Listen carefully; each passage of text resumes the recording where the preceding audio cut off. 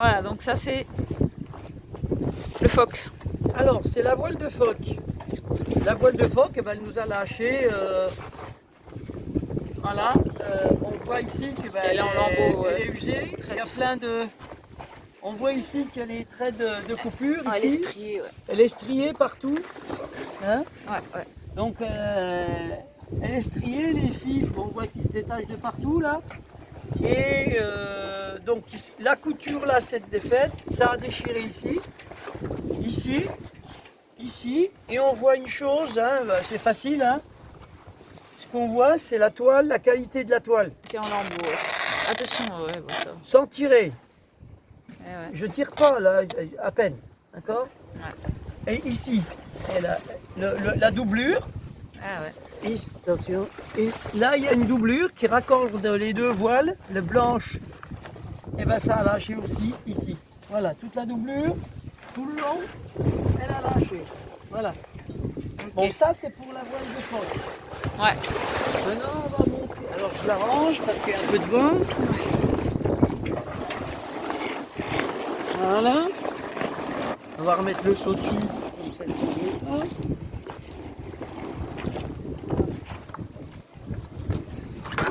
Maintenant, on va passer au gouvernail. Donc, le gouvernail, bon, nous, on l'avait nettoyé avant de partir.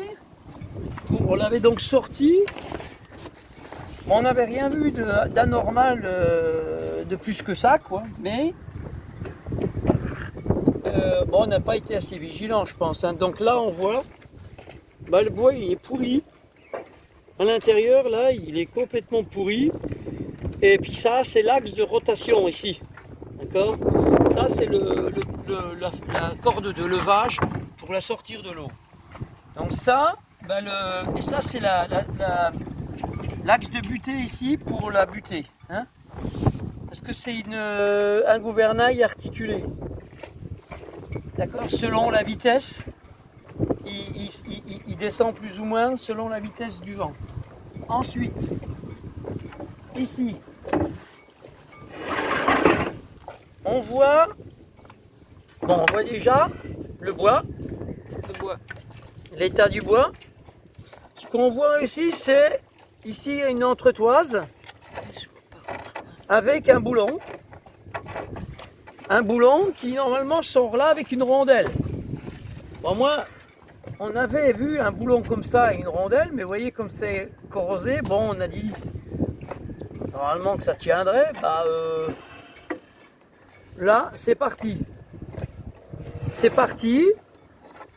Et ce qu'on voit aussi, bon, elle est corrodée là, hein, mais bon, ça on l'avait vu. Mais on s'est dit, bon, ça c'est pas. Par contre, ce qu'on n'avait pas vu, moi j'avais cru avec la peinture que ça c'était une soudure. Donc que ça avait été ressoudé. Et puis ben là, avec le truc qui s'est ouvert et tout, ça a travaillé, ça a fendu. Et ça, c'est du mastic. C'est du mastic et là, il est coupé. Alors, évidemment, je vais prendre mon couteau. Évidemment, comme c'est un gouvernail articulé, et ben ici, c'est du Sainto. C'est du Saint-Fer. C'est pas une soudure ça, surtout pour ça. Ça a une force terrible. Ça a un sacré tirant d'eau, ça, hein, pour un voilier de 7 mètres. Donc là, pareil. Ici, c'est coupé. Et c'est du Sainto. C'est réparé au Sainto. Moi, je pensais que c'était une soudure. Ça avait été ressoudé, ok, moi, une soudure, ça me va. Hein. Je suis soudeur, je sais qu'une soudure, ça va très bien. Mais là, c'est pas soudé, ça. Donc voilà. Donc voilà. Donc on essaye de voir avec le vendeur. En pleine mer. On essaye de voir avec le vendeur pour qu'il nous fasse marcher son assurance. Parce que notre assurance ne veut rien savoir. Parce qu'on vient juste de l'acheter et qu'il considère ça comme un déviche caché. Et que c'est pour l'ancien propriétaire de me prendre en charge. Bon, ce qu'il y a aussi, c'est que je me suis aperçu parce que la voile de phoque, pour l'utiliser, on n'a pas pu l'utiliser. On l'a utilisé, hein, mais On a eu du mal à la dérouler. Voilà, moi j'ai acheté ce voilier aussi parce que ici, il a un enrouleur. Ça, c'est un enrouleur pour monter, déjà le tourniquet, la corde. Bon, là, je l'ai remis sur le tourniquet d'en bas pour pas que la corde monte. Mais normalement, je l'attache sur le mousqueton d'au-dessus, du truc rond là, qui monte. D'accord? Donc, deux choses que je me suis aperçu, c'est qu'elle n'était pas montée assez haute. Donc, je l'ai remontée plus haute, mais malgré tout, elle restait, c'est un peu trop bas. D'accord? Le tourniquet est un peu trop bas par rapport à la voile qui touche ici. Et la deuxième chose, c'est qu'il ne tourne pas. Donc la voile, pour l'utiliser, j'ai dû la dérouler à la main. Donc la dérouler à la main et j'ai pu l'utiliser. Le truc, c'est que elle nous a déchiré, voilà. Donc dommage, c'est comme ça. Bon voilà pour les petites bricoles. Bon ça s'est complètement arraché. Mais bon ça, je l'avais vu. Ça, on n'a rien dit. On s'est dit s'il n'y a que ça, ça va. On a fait confiance au vendeur parce qu'il est beau, il a bien entretenu, et un peu déçu parce qu'on était en train de le redescendre sur Argelès, tout content, tout marchait bien, c'était génial, et puis à un moment donné, crac, et le gouvernail a cassé. Alors bon. Alors depuis que le gouvernail a cassé, on a réduit, enfin on a redescendu les voiles. Donc la voile de phoque, on l'avait déjà descendue avant, on l'avait déchirée un peu avant. Et donc on était avec comment on appelle, la petite voile là, Ouais. la grande voile et la petite voile. Tourmentant. Donc comme il a cassé le gouvernail, bon, ce qu'on a fait, c'est qu'on a... On a continué. On a descendu les voiles. On a remballé les voiles et on a continué au moteur. Le truc, c'est que j'avais prévu, moi, 20 litres d'essence pour rentrer, sortir des ports. Et puis voilà, 20 litres, c'était grandement suffisant pour rentrer, sortir des ports, s'approcher des ports, tout le reste à la voile. Bon, là, les 20 litres, on est là où on était en panne. Pour revenir ici sur ce port-là, parce que je ne pouvais pas non plus avec le moteur, c'est un 7 chevaux et demi, et 20 rudes, et en fait, il est pas assez puissant pour remonter au vent.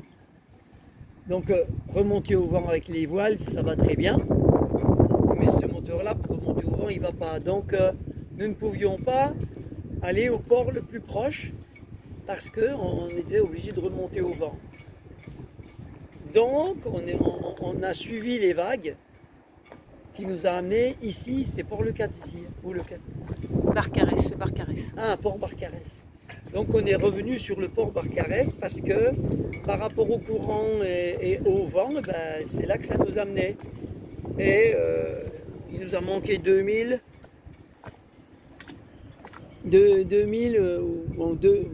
ou 3000, oui, je sais plus.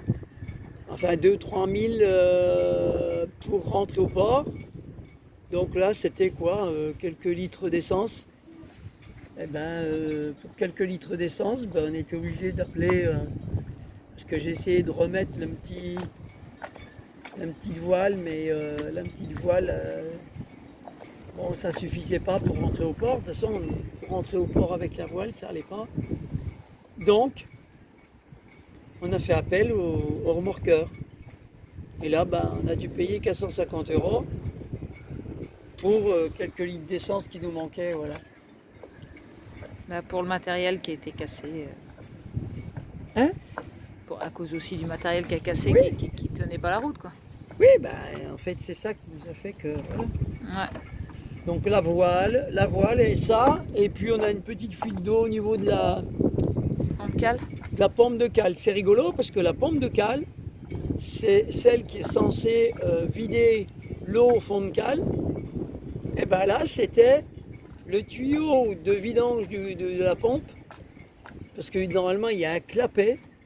Le clapet ne fonctionne plus, je pense, et l'eau rentrait par le tuyau de la pompe de vidange, donc de fond de cale, donc elle faisait marcher à l'envers. Hein. On a dû un peu écoper aussi l'eau qui rentrait par là. Et puis bon, j'ai démonté la pompe et j'ai mis un bouchon. Et après on était tranquille. Enfin voilà.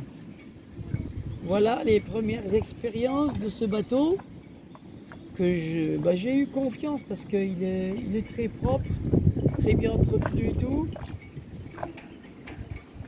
Équipé avec des choses neuves et en même temps, voilà. Chose importante. C'est des choses importantes, le gouvernail, mais ça, ouais, c'est un truc qu'on doit changer régulièrement en fait. Vu l'âge du bateau, puis vu le papy qui nous l'a vendu, tout ce qu'il a fait dessus et tout, je dis ouais, c'est bon quoi. Et en fait, parce que bon, extérieur comme ça veut pas dire grand chose, on voit rien. Ben non. On voit pas que le bois est pourri. Ben non. Tu vois ? Non. On voit pas que c'est. Donc, voilà, c'est quand on navigue qu'on voit. Quand on navigue et puis qu'on voit le bois comme ça, capété là comme ça, c'est là qu'on voit qu'il est pourri. Quoi. Voilà. Ok. On a tout dit de Ouais, notre aventure. c'est ça, oui. Voilà. Merci. Merci. Sinon, on a eu de la super lumière, on était bien Ah, au niveau luminosité, au niveau éclairage, et au tout, niveau c'était le bateau. super. Il a Alors, très bien marché aussi. Le bateau, il est super. Il tient bien au vent. Il glisse bien. Il est stable, il tient bien au vent, il est génial. Je l'ai trouvé vraiment génial. Le truc, c'est que j'étais déçu parce que je me faisais plaisir à faire de la voile, là, avec ce bateau. Vraiment, il me faisait plaisir. Hein. Et quand il a cassé, là, ça a été... Bon, les avaries peuvent arriver, mais quand je vois Ça, c'est pas une petite avarie. une chose comme ça, non, qui est fendue et pas ressoudée. Ce que je vois là aussi, maintenant que je sais que c'est de la résine, on voit qu'il est fendu aussi là. Donc, et que c'est réparé avec de la résine. Ça, c'est ce qui tient le gouvernail. Hein. C'est ce qui commande le gouvernail. Hein. Si ça fend ici, j'aurais pu avoir ça qui me reste dans les mains. Hein. C'est pareil. Donc là aussi, ça, c'est bon à changer. Aussi, voilà. C'est de la ferraille et c'est de la bestiole vachement costaud, hein, mais voilà, coupé. Hein. Merci. C'est de l'alu. L'alu, pour le ressouder, évidemment, ça se ressoude. Et là, moi je pensais que c'était des soudures. Eh ben non, c'est pas des soudures, c'est malheureusement c'est ça. C'est de la résine. Donc, ça c'est le renfort, c'est ce qui tient le gouvernail de là et de là, sur l'axe. Il faut que ça se tienne. C'est la pièce maîtresse. En plus, bon, ça aussi, mais le gouvernail aussi, mais ça, c'est la pièce maîtresse. Et là, voilà, c'est bon à changer. Merci. Merci. Voilà.